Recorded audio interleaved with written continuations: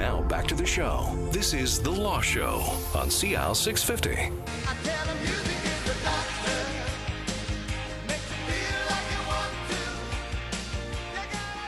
Welcome to The Law Show. I'm Zach Spencer, and joining me in studio today is Joe Murphy from MurphyBattista in downtown Vancouver, and from the Kelowna office of MurphyBattista, Bill Dick. And we're talking about doctor-assisted death in Canada.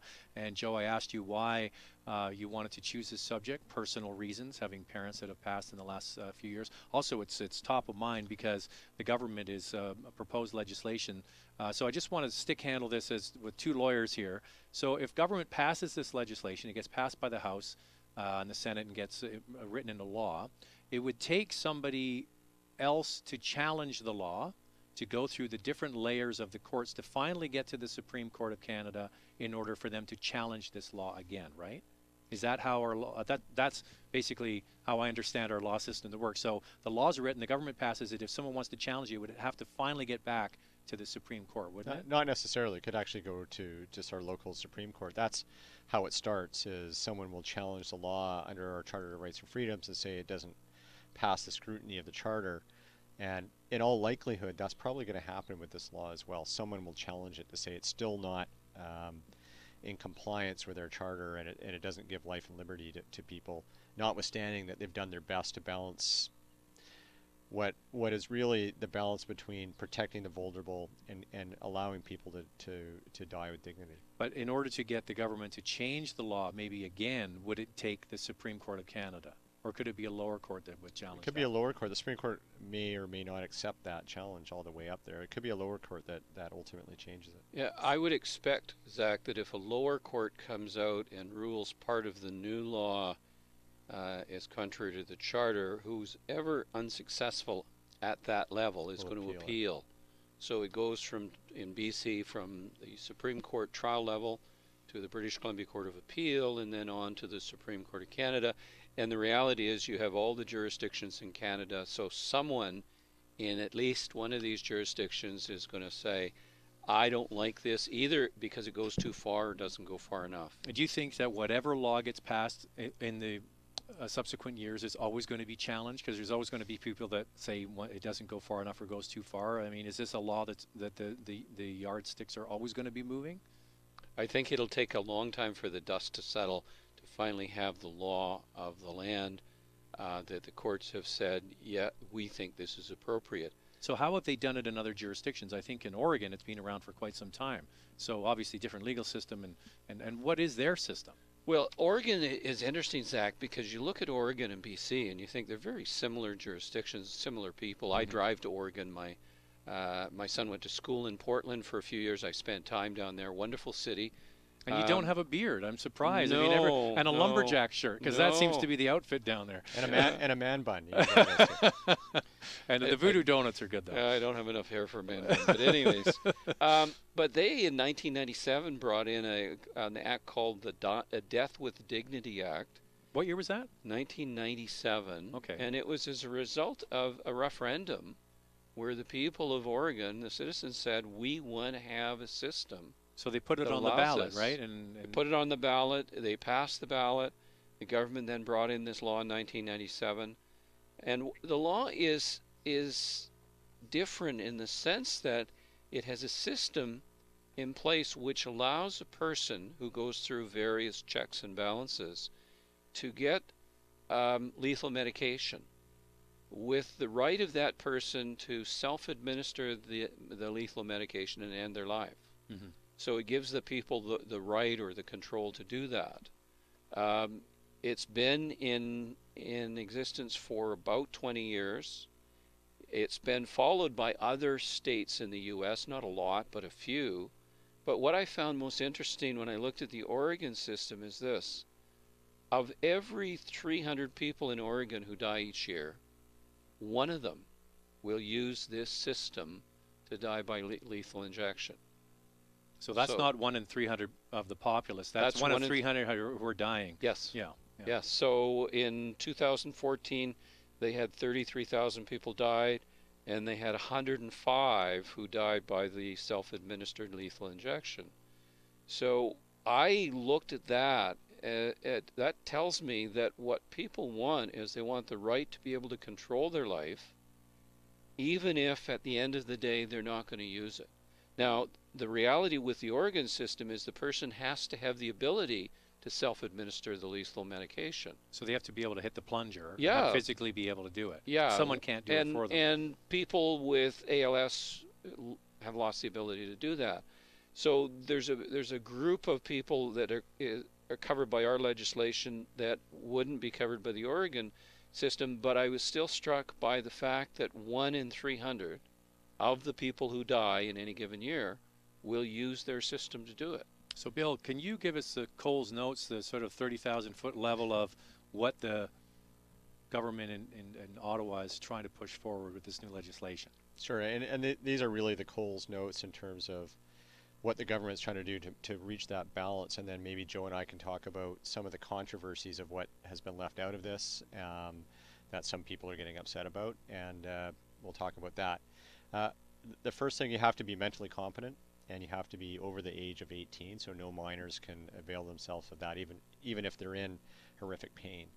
And there's no provision to allow people who are almost 18 and quite mature to go to the court and allow that. So you have to be mentally competent over the age of 18. Obviously, it has to be a request that's voluntary, and there has to be informed consent. You have to have a serious and incurable disease, illness, or disability. And you have to be in an advanced state of irreversible decline in capability. And you must be experiencing enduring and intolerable suffering to you in order to meet this, and as a result of your medical condition. And you have to be basically on the course towards the end of your life. Death must be, they use the word, which is causing some controversy, death must be reasonably foreseeable. They don't define what reasonable foreseeability is, but that's what it has to be. And that's where you would get a challenge, right? Well, I meit's hard to define, and that's what a lot of the medical practitioners are saying. It's actually a legal term that we use in personal injury all the time, reasonable foreseeability, but it's an ill-defined. See, Zach, when you consider that we're all going to die, death's not reasonably foreseeable, it's certain. What does it mean in that context that it's reasonably foreseeable? If the government said it's reasonably foreseeable within 3 months or 6 months, then that might mean something. But to say it's reasonably foreseeable when we all know it's going to happen. But you could also have a situation where you have somebody who is, their life is sustained by artificial means. Yes. And they could live indefinitely with those artificial advancements. But if you unplugged all of that, they would die. But they might be in horrific pain and having to endure a life where they have to be hooked up to machines, and that's how they get through the day. So their death isn't imminent, but it's not a good life. So there's a gray area there. There's lots of gray areas, and in terms of the reasonable foreseeable, I think what the government wanted to do is say you don't have to have a specific prognosis, you don't have to have a definite timeline.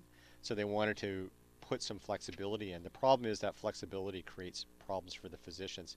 In Oregon, I think it has to be, the medical practitioner has to say within 6 months the people are going to be expiring. So are any other items there? Yeah, make a written request or have a designated person do it, and it must be witnessed by 2 independent witnesses. You can't be a beneficiary under a will, for example.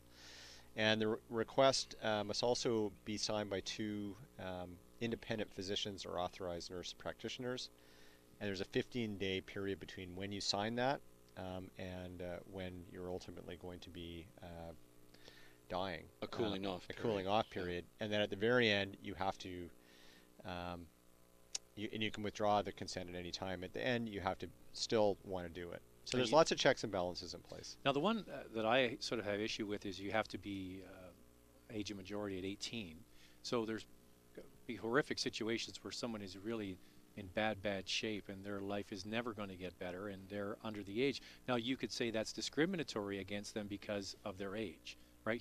Suffering is suffering, whether you're 80 or 16. The example is a 19-year-old with pancreatic cancer, which is very, very aggressive and is dying and suffering huge pain, could take advantage of the legislation.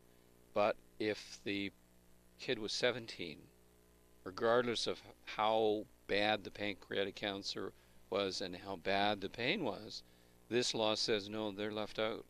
See, you think that could be challenged? That's discriminatory based on age, right? I think the emphasis from the government's perspective is to try to protect vulnerable people, but and they have to draw the line somewhere, but that can get challenged. The real challenge and the big controversy is that there has to be imminent death. One of the people who went before the Supreme Court of Canada had spinal stenosis, which is a horrifically painful condition, but there was no imminent death. This person was simply in horrific, intolerable pain and wanted to end her life. She was older. The Supreme Court of Canada in that situation said you should have the ability to do that. The government in its proposed legislation, and this is the reason why the BC Civil Liberties is upset, she wouldn't actually be covered by the new legislation because there's no imminent death. But the Supreme Court of Canada, as one of the people that they looked at, said, and you know, she's one of the people whose charter of rights and freedoms have been invalidated by the legislation. So that's a big controversy in terms of this legislation. The other controversy is that if a patient has ALS and they decide while they're still competent and able to communicate that at some point as they deteriorate that they want to have their life ended, they can't do that under the new system because the decision has to be made when they're competent. But they know they're going to lose that competence. So it's a bit of a catch-22.